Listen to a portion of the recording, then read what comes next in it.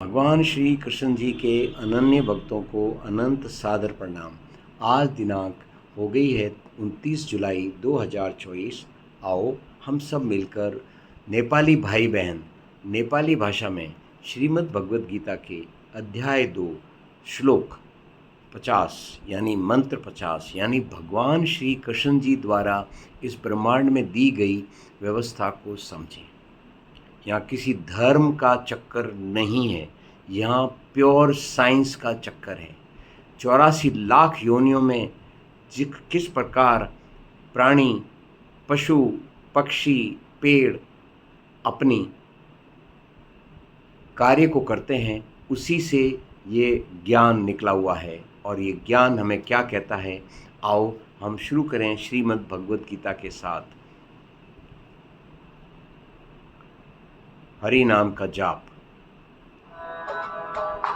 ओम नमो भगवते वासुदेवाय नमः। सबसे पहले नेपाली भाई बहनों के नेपाली समबुद्धि युक्त मनुष्य यस जीवनमा पुण्य र पाप दुवैलाई त्यागिदिन्छ।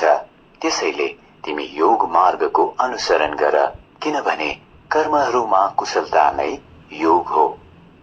आओ नेपाली भाइयों और बहनों, हम मूल संस्कृत भाषा में इसे पढ़ें। बुद्धि युक्त जाति उभे सुकृत दुष्कृते तस्माद् योगायुज्यस्व योगः कर्मसु कौशलम्।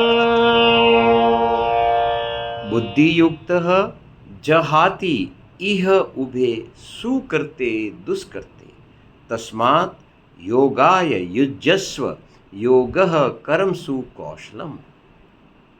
बुद्धि युक्त मीन्स इक्वेनिमिटी ऑफ माइंड, मन पर टोटल नियंत्रण, परिणाम कुछ भी हो। योग का मतलब निरंतर उसमें सुधार करते रहना, अपने इनपुट और प्रोसेस को, आउटपुट की चिंता नहीं करनी, इनपुट और प्रोसेस को सुधारते रहिए। वही ज्ञान हमें यहाँ सिखाया गया है। योगः कर्मसु कौशलम।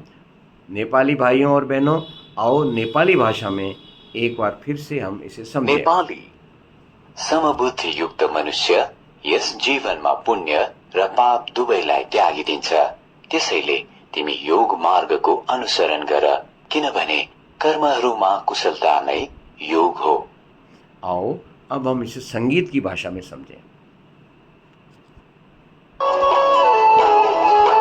जो बुद्धियुक्त है पाप पुण्यों में न पड़ता है कभी, बन योगयुक्त है योग की यह कर्म में कौशल सभी।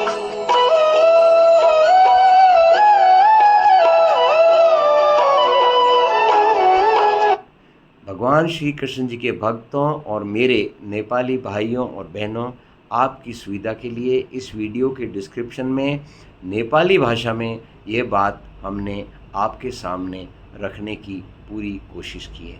मुझे विश्वास है आपको ये पसंद आएगी। इसी बात को हम एक बार फिर से नेपाली भाषा में सुनते हैं। नेपाली समबुद्धि युक्त मनुष्य यस जीवनमा पुण्य र पाप दुवैलाई त्यागिदिन्छ। त्यसैले तिमी योग मार्गको अनुसरण गर, किनभने कर्महरूमा कुशलता नै योग हो।